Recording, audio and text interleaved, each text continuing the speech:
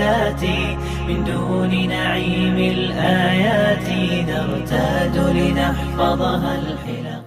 الحمد لله رب العالمين والصلاة والسلام على أشرف الأنبياء والمرسلين نبينا محمد وآله وأصحابه أجمعين أما بعد. সম্মানিত ভাই বন্ধুগণ, আজ আমরা আলোচনা করতে চাই সেই সৌভাগ্যবান মানুষদের নিয়ে যাদের জন্য আল্লাহ সুবহানাহু ওয়া তাআলা যথেষ্ট হয়ে যাবেন বলে কোরআন এবং হাদিসের বিভিন্ন জায়গায় ওয়াদা রয়েছে। তার যে কোনো মুসিবত, তার যে কোনো সমস্যা, তার যে কোনো চাওয়া পূরণের জন্য আল্লাহ সুবহানাহু ওয়া তাআলা নিজে দায়িত্বশীল হবেন, নিজে যথেষ্ট হয়ে যাবেন। কারা, কি গুণ থাকলে আমাদের ভেতরে আল্লাহ সুবহানাহু ওয়া তাআলা আমাদের জন্য যথেষ্ট হয়ে যাবেন? এরকম সৌভাগ্যবান মানুষের ভেতরে প্রথমেই যার কথা উল্লেখ করব, তিনি হলেন ওই ব্যক্তি যার ভেতরে আল্লাহ সুবহানাহু ওয়া তাআলার প্রতি ভরসা আছে, তাওয়াক্কুল আছে পূর্ণাঙ্গ মাত্রায়।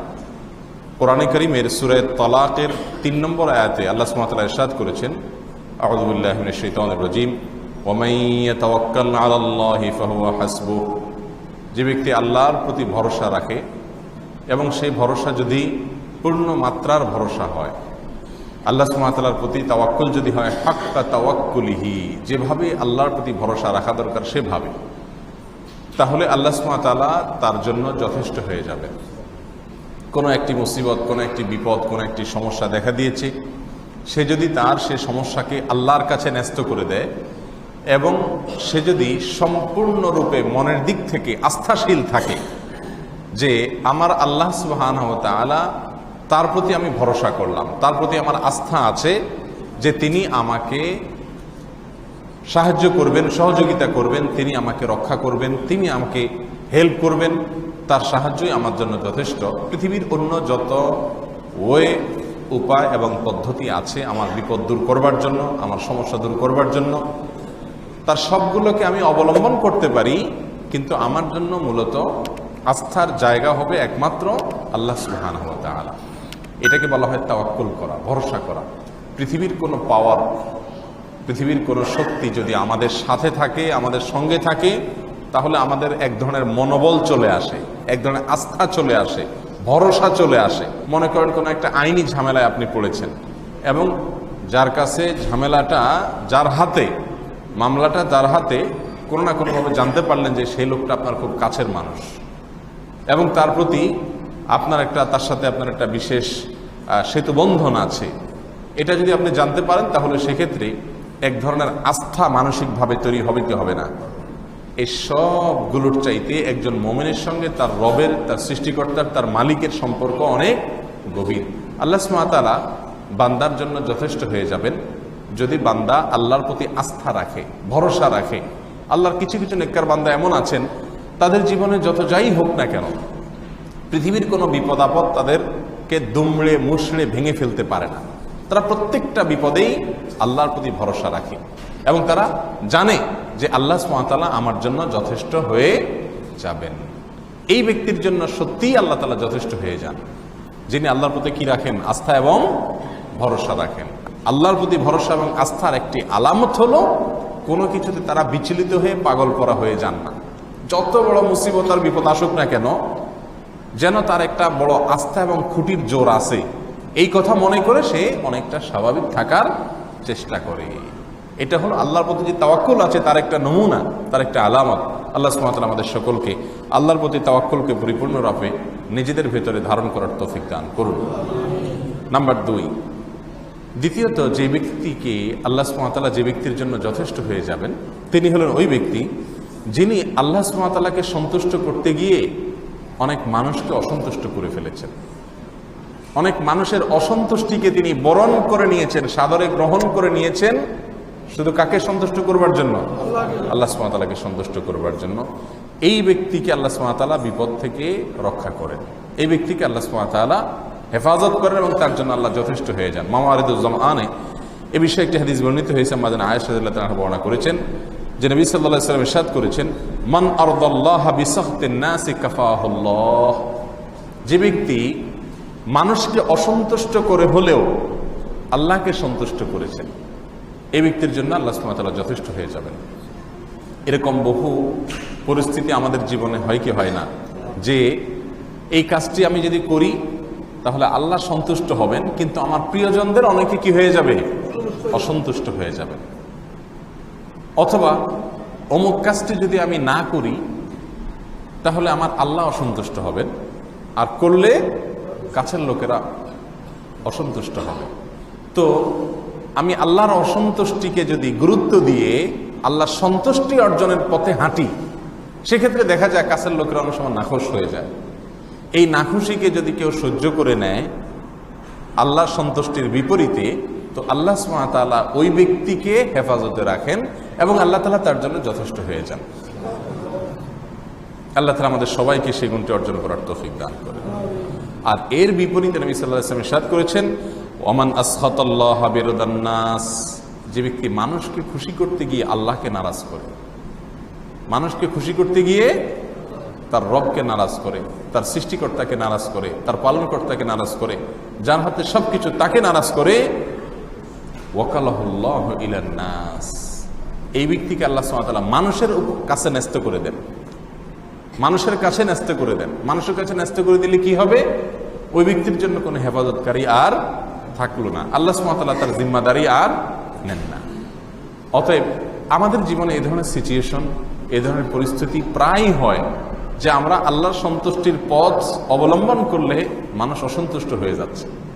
মানুষ অসন্তুষ্ট হোক, কিন্তু আমরা আমার মালিককে অসন্তুষ্ট করব না। ইমানের এই পাওয়ার যদি অর্জন করা যায় এবং এভাবে যদি দৃঢ়তার সাথে সিদ্ধান্ত গ্রহণ করা যায়, তো আল্লাহ সুবহানাহু ওয়া তাআলা ওই যে মানুষ অসন্তুষ্ট হয়েছে এর ফলে যদি আপনার কোনো ক্ষয়ক্ষতি হয়, তো আল্লাহ সুবহানাহু ওয়া তাআলা আপনার জন্য কি হয়ে যাবেন? যথেষ্ট হয়ে যাবেন। নাম্বার 3, তৃতীয় নম্বর, ওই ব্যক্তি যে ব্যক্তির কাছে পৃথিবীর দুনিয়ার যত চিন্তা আছে, এই বস্তু জগতের সকল চিন্তা, সকল সাধনা, সকল টেনশন, এগুলো সবগুলো তার কাছে গৌণ, তার কাছে মৌল থাকে, মৌলিক থাকে, প্রধান চিন্তা থাকে, টেনশন থাকে, পেরেশানি থাকে আখিরাতকে কেন্দ্র করে, এই ব্যক্তির জন্য আল্লাহ সুবহানাহু ওয়া তাআলা যথেষ্ট হয়ে যাবেন। এবং এর সম্পর্কে ইবনে মাজাহ বর্ণিত হয়েছে, নবী সাল্লাল্লাহু আলাইহি ওয়াসাল্লাম ইরশাদ করেছেন, মান জাআলাল হুমুমা হাম্মান ওয়াহিদা হাম্মা আখিরাতিহি কাফাহুল্লাহু হাম্মা দুনিয়া, যে ব্যক্তি তার সকল টেনশন একটি বিষয়কে কেন্দ্র করে তার থাকে, তার অন্য কোনো টেনশন আর খুব বড় টেনশন না, তার সকল টেনশন কোনটাকে ঘিরে থাকে? একটি বিষয়কে ঘিরে থাকে, আর সেটা হলো আখিরাতের টেনশন। দুনিয়ার টেনশনকে যে টেনশন মনে করে না, দুনিয়ার টেনশনকে যে গৌণ মনে করে, আল্লাহ সুবহানাহু ওয়া তাআলা তার দুনিয়ার টেনশন এমনিতেই দূর করে দেন। আর দুনিয়াকে যে ব্যক্তি টেনশনের বস্তু বানায়, দুনিয়ার টেনশন নিয়ে যে ব্যক্তি সবসময় বিভোর থাকে, ব্যস্ত থাকে, আখিরাতকে সে একেবারে সাইডে ফেলে রাখে, ওইটাকে কোনো গুরুত্বের সাথে দেখেই না, সেটা কোনো টেনশনের বিষয় মনে না করে, সেই ব্যক্তির পরিণতি কি? নবী সাল্লাল্লাহু আলাইহি ওয়াসাল্লাম বলেছেন, ওয়ামান তাশাআবাত বিহি আল হুমুম ফি আহওয়ালিদ দুনিয়া, যে ব্যক্তি দুনিয়ার অবস্থা নিয়ে, টাকা পয়সা, ঘর বাড়ি, ক্যারিয়ার ইত্যাদি নিয়ে টেনশন করতে করতে এর ভিতরে যে ব্যক্তি ব্যস্ত থাকে, লাম ইউবালিল্লাহু ফি আইয়ি আউদিয়াতিহা হালাক, এই ব্যক্তি কোথায় গিয়ে মরে থাকবে, কোথায় গিয়ে ধ্বংস হয়ে যাবে, কোন উপত্যকায় গিয়ে সে ধ্বংসের মুখে পতিত হবে, আল্লাহ সুবহানাহু ওয়া তাআলা সে ব্যাপারে বিলকুল পরোয়া করবেন না। অর্থাৎ এই ব্যক্তির জন্য আল্লাহ সুবহানাহু ওয়া তাআলা জিম্মাদার হবেন না। অতএব প্রিয় ভাইরা আমার, আমাদের সকল পেরেশানির কেন্দ্রবিন্দু হওয়া উচিত আখিরাতকে সামনে রেখে, আখিরাতকে নিয়ে, আখিরাতকে ঘিরে। একজন মুমিন যে আসলেই বিশ্বাস করে জাহান্নাম বলতে কিছু একটা আছে, তাহলে তো তার সবচেয়ে বড় পেরেশানি হবে যে আমার প্রতিটা কদমে আমি কি জাহান্নাম কামাই করছি নাকি জান্নাত কামাই করছি, এর ফলে কি আমি জান্নাতের দিকে অগ্রসর হচ্ছি নাকি জাহান্নামের দিকে অগ্রসর হচ্ছি। এটা তো মুমিনের চিন্তা হওয়ার কথা। কিন্তু দুনিয়ার চাকচিক্য আর বস্তু জগতের চিন্তা আমাদেরকে এরকম বানিয়ে দিয়েছে যে এখন আমাদের তরুণেরা, তরুণ ভাইয়েরা, যুবক ভাইয়েরা, যুবতী ভাইয়েরা, একটা বয়সে তারা ক্যারিয়ার গড়ার জন্য, পড়াশোনা করার পেছনে, পড়াশোনা করে নিজের ক্যারিয়ার গড়ার জন্য পাগল পড়া থাকে। এরপরে পড়াশোনা করার পরে সকল টেনশন থাকে কোনটাকে ঘিরে? একটা ভালো চাকরি, এটাকে ঘিরে। এরপরে মোটামুটি চাকরি পেয়ে গেলে তারপরে টেনশন থাকে কি? একটা সুন্দর বিয়ে শাদী করা, ভালো করে যাওয়া, সেজন্য কোন রকম একটা ভালো মেয়ে যদি বিয়ে করা যায়, আল্লাহ ব্যবস্থা করে দেন। এরপরে টেনশন থাকে কোনটাকে ঘিরে? and also এরপরে press this bell icon. ছেলে মেয়ে আসবে, ভবিষ্যৎ জেনারেশন আছে, বিয়ে শাদী যেহেতু হয়েছে, একটা ঘর বাড়ি দরকার, একটা ফ্ল্যাট দরকার, একটা প্লট দরকার, এটাকে নিয়ে পেরেশান থাকে। এরপরে ছেলে মেয়ে বড় হয়ে গেলে আবার ছেলের বিয়ে, মেয়ের বিয়ে, তাদেরকে পড়ালেখা করানো, ছেলেকে ভালো জায়গায় চান্স করায় দেওয়া, মেয়ের ভালো জায়গায় চান্স হলো কি হলো না, একটা গড্ডালিকার ভেতরে আমরা সারাটা জীবন কাটিয়ে দেই কি দেই না। এগুলো করতে করতে করতে করতে মালাকুল মউত হাজির হয়ে যায়, আর আমরা সাড়া দিয়ে অজানার উদ্দেশ্যে পাড়ি দেই, আর কোনোদিন ফিরে আসার সুযোগ থাকে না। সবকিছুই আপন অবস্থায় পড়ে থাকে, স্ত্রী, সন্তান, পরিবার, সম্পদ সব পড়ে থাকে, কিন্তু আমাকে চলে যেতে হয়। তো বুদ্ধিমান ব্যক্তি তো সে যে তার গন্তব্য নিয়ে, তার শেষ টার্গেট থাকবে জান্নাতকে কেন্দ্র করে, জাহান্নামকে কেন্দ্র করে, আখিরাতকে কেন্দ্র করে, যে আমি শেষে কোথায় যাচ্ছি কি যাচ্ছি না, সেটা হবে তার বড় টেনশন। যদি সেটাকে বড় টেনশন বানায়, তার সব কিছু যদি আখিরাত সবচেয়ে বড় টার্গেট হয়, বড় টেনশন এবং চিন্তার বস্তু হয়, তো আল্লাহ সুবহানাহু ওয়া তাআলা তার দুনিয়ার সবকিছুকে এমনিতেই কি করে দিবেন, সহজ করে দিবেন। সহজ হয়েও যাবে, কারণ আখিরাতটা যার কাছে বড় হবে, দুনিয়াতে কি পেল না, কি এলো না, এটা তার কাছে কোনো ম্যাটার হবে না। আল্লাহ তাআলা আমাদের সকলকে সেরকম ঈমানের শক্তি দান করুন। তাহলে তৃতীয় ব্যক্তির কথা আমরা পেয়ে গেলাম, যে ব্যক্তি তার সকল পেরেশানি আখিরাতকে কেন্দ্র করে সে লালন করে, ধারণ করে, আল্লাহ সুবহানাহু ওয়া তাআলা তার দুনিয়ার পেরেশানির জন্য যথেষ্ট হয়ে যাবেন ইনশাআল্লাহ। প্রিয় ভাইরা আমার, ঠিক তেমনি ভাবে নবী আলাইহিস সালামের আরো একটি হাদিস রয়েছে, মুসনাদ আহমদে বর্ণিত হয়েছে। তিনি বলেছেন, ওমানিস্তাকফা কাফাহুল্লাহ, ওই ব্যক্তির জন্য আল্লাহ সুবহানাহু ওয়া তাআলা যথেষ্ট হয়ে যাবেন যে ব্যক্তি আল্লাহর কাছ থেকে পাওয়াটাকেই যথেষ্ট মনে করবে। যে ব্যক্তির কাছে যথেষ্ট হবে, কার কাছ থেকে পাওয়া, আল্লাহর কাছ থেকে পাওয়া। আশ্রয় চাওয়া হতে পারে, বিপদ মুক্তি হতে পারে, যে কোনো সমস্যার ব্যাপারে সে যদি মনে করে এবং সে যদি চায় যে আল্লাহ আমার জন্য যথেষ্ট হবেন, তাহলে সত্যিই আল্লাহ তার জন্য কি হবেন, যথেষ্ট হবেন। আর যদি সে মনে করে আরে আল্লাহও লাগে ইল্লাও লাগে, আছে না এরকম চিন্তা আমাদের সমাজে, যে আগে আল্লাহ পাশে তুমি, হ্যাঁ, আল্লাহও লাগে ইল্লাও লাগে, এই টাইপের কথাবার্তা আমরা শুনি না। মানে আল্লাহ একা পারে না, নাউজুবিল্লাহ, এই জন্য আল্লাহও লাগে, সাথে আবার কি লাগে, ইল্লাও লাগে।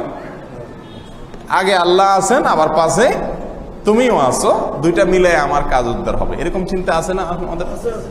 অথচ প্রকৃত মুমিন যে, সে কখনো আল্লাহর সঙ্গে এভাবে ছোট শিরক যেগুলো সেগুলোও করবে না। সে মনে করবে যে আল্লাহ সুবহানাহু ওয়া তাআলা যথেষ্ট, তিনি কিভাবে উদ্ধার করবেন তিনি ভালো জানেন। এমন কোন পদ্ধতি আবিষ্কার করে দিবেন যেখান থেকে তিনি উদ্ধার করবেন আমার কল্পনাও হয়তো ছিল না। অতএব যে ব্যক্তি আল্লাহকেই যথেষ্ট মনে করবে, আল্লাহ সুবহানাহু ওয়া তাআলা সত্যিই তার জন্য কি হয়ে যাবেন, যথেষ্ট হয়ে যাবেন। আল্লাহ তাআলা আমাদের সকলকে সেরকম ঈমানের শক্তি দান করুন। প্রিয় ভাইরা আমার, এরপরে আরো এক ব্যক্তি যার জন্য আল্লাহ সুবহানাহু ওয়া তাআলা যথেষ্ট হয়ে যাবেন, তিনি হলেন ওই ব্যক্তি যিনি সকাল এবং সন্ধ্যায় 7 বার করে একটি দোয়া পড়েন। আর দোয়াটি হলো সূরা তাওবার শেষ আয়াতে, হাসবিয়াল্লাহু লা ইলাহা ইল্লাহু আলাইহি তাওয়াক্কালতু ওয়া হুয়া রাব্বুল আরশিল আযীম। এই হাসবিয়াল্লাহু লা ইলাহা ইল্লাহু আলাইহি তাওয়াক্কালতু ওয়া হুয়া রাব্বুল আরশিল আযীম, এই দোয়া যদি কেউ সকালে 7 বার পড়েন তাহলে সারা দিনের জন্য, আর যদি সন্ধ্যায় 7 বার পড়েন তাহলে সারা রাতের জন্য আল্লাহ সুবহানাহু ওয়া তাআলা দুনিয়া এবং আখিরাত সকল টেনশনের জন্য যথেষ্ট হয়ে যাবে। একটু চিন্তা করে দেখেন তো, এই যতগুলো বললাম এর ভিতরে এটা হলো সবচাইতে বড়, যে দুনিয়া এবং আখিরাত উভয় জগতের সকল পেরেশানির জন্য আল্লাহ সুবহানাহু ওয়া তাআলা যথেষ্ট হয়ে যাবেন যদি সে কি করে, সূরা তাওবার শেষ আয়াতে যে দোয়াটি রয়েছে, যেটি আমরা সকাল সন্ধ্যার দোয়ার বইতে উল্লেখ করেছি, হাসবিয়াল্লাহু লা ইলাহা ইল্লাহু আলাইহি তাওয়াক্কালতু ওয়া হুয়া রাব্বুল আরশিল আযীম। এর অর্থ হলো হাসবিয়াল্লাহ, আল্লাহ আমার জন্য যথেষ্ট, লা ইলাহা ইল্লাহু, তিনি ছাড়া সত্যিকার কোনো মাবুদ নাই, আলাইহি তাওয়াক্কালতু, তার প্রতি আমি ভরসা করেছি, আস্থা রেখেছি, ওয়া হুয়া রাব্বুল আরশিল আযীম, তিনি আরশে আযীমের মালিক, পরিপালনকর্তা।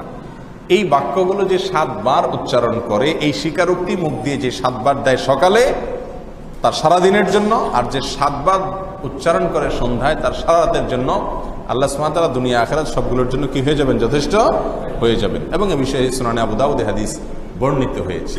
অতএব এই আমলটাও আমাদের ভেতরে থাকা দরকার। এরাবিয়ানদের ভেতরে এখনো পর্যন্ত এই নিয়ম চালু আছে। তারা কিছু হলেই বলে হাসবি আল্লাহ, কিছু হলে কি বলে হাসবি আল্লাহ, মানে কি আল্লাহ আমার জন্য যথেষ্ট, আল্লাহ আমার জন্য যথেষ্ট, আমার কারোর দরকার নেই, আল্লাহ যথেষ্ট। এই কথা তারা লফজে লফজে বলে।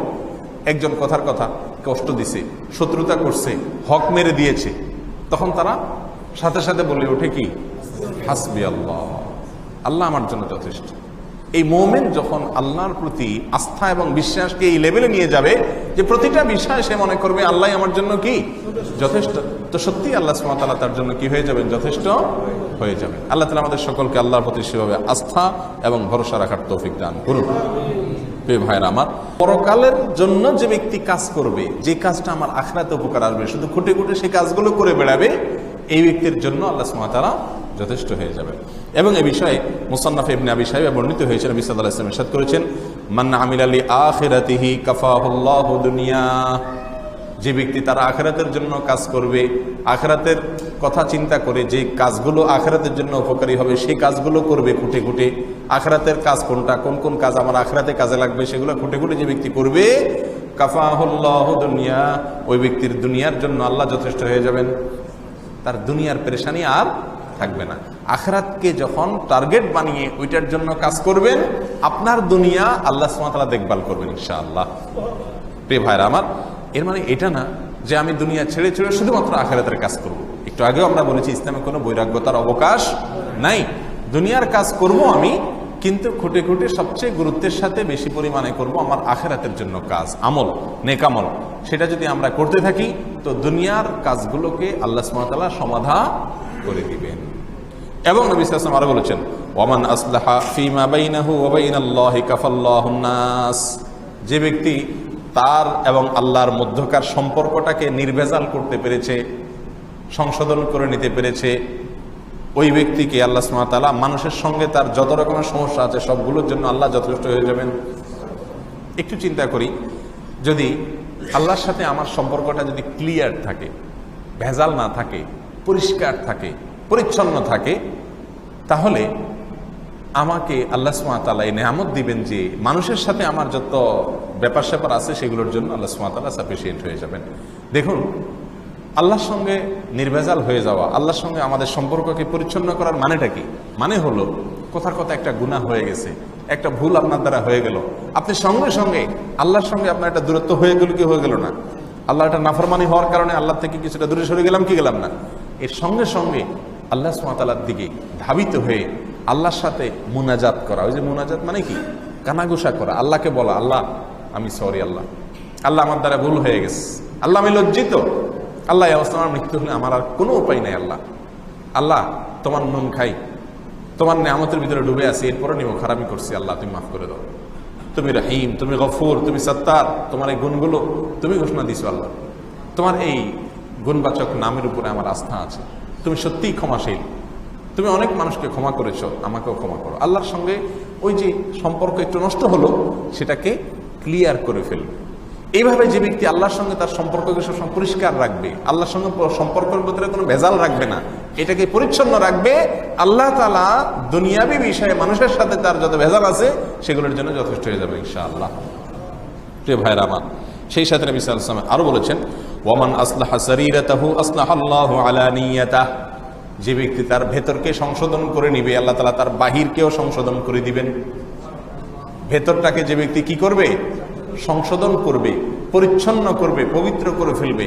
ভেতরে যত সমস্যা থাকতে পারে, যেমন অহংকার, দুনিয়ার মোহ, লোভ, লালসা, মানুষের প্রতি শত্রুতা, হিংসা, বিদ্বেষ, ভেতরে যত সমস্যা আমাদের থাকতে পারে এগুলোকে যদি আমরা পরিষ্কার করতে পারি তো আল্লাহ সুবহানাহু ওয়া তাআলা আমাদের বাহিরের শরীরের, বাহিরের জাগতিক যত সমস্যা আছে এই সবগুলো দূর করে দিবেন।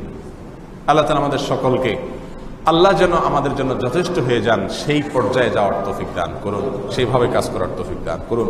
সর্বশেষ যে পয়েন্টটি বলবো তা হলো, ফজরের সালাত যে ব্যক্তি জামাতের সাথে পড়বে, প্রতিদিন ফজরের সালাত যে ব্যক্তি জামাতের সাথে পড়বে, নবী আলাইহিস সালাম ইরশাদ করেছেন, ফাহুয়া ফি যিম্মাতিল্লাহ মান সাল্লাল ফজর ফি জামাআহ।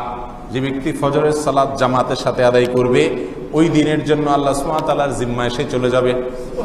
আল্লাহ সুবহানাহু ওয়া তাআলা জিম্মাদারি, আল্লাহ তাআলা তার দায়িত্ব নেবেন, আল্লাহ জিম্মাদারিতে সে চলে যাবে যদি সে ফজর নামাজ জামাতের সাথে আদায় করে। এই জন্য ভাইয়েরা আমার, পুরুষেরা সবসময় সচেষ্ট থাকতে হবে যে ফজরের সালাত যেন কি হয়, জামাতের সাথে হয়। আর মেয়েরা চেষ্টা করবে তাদের বাসার পুরুষদেরকে ফজরের সালাত জামাতে আদায় করার জন্য সহযোগিতা করা, উঠাইয়া দেওয়া, হেল্প করা, রাত্রে তাড়াতাড়ি সময় দেওয়া যাতে করে ফজর জামাতের সাথে পড়তে পারে। তারা যদি হেল্প করেন পুরুষদেরকে, পাঠায় দেন, ইনশাআল্লাহ তাদের জন্য একই ফজিলত আল্লাহ সুবহানাহু ওয়া তাআলা দিতে পারে। এই জন্য ভাইয়েরা আমার, আল্লাহ তাআলার কাছে খুব বেশি আমাদের রোনাজারি হওয়া দরকার, আল্লাহর কাছে আমাদের দোয়া থাকা দরকার যে আল্লাহ আমাদের জন্য যথেষ্ট হওয়ার জন্য যা যা করা দরকার সবগুলো আমল যেন আমাদেরকে আল্লাহ তাআলা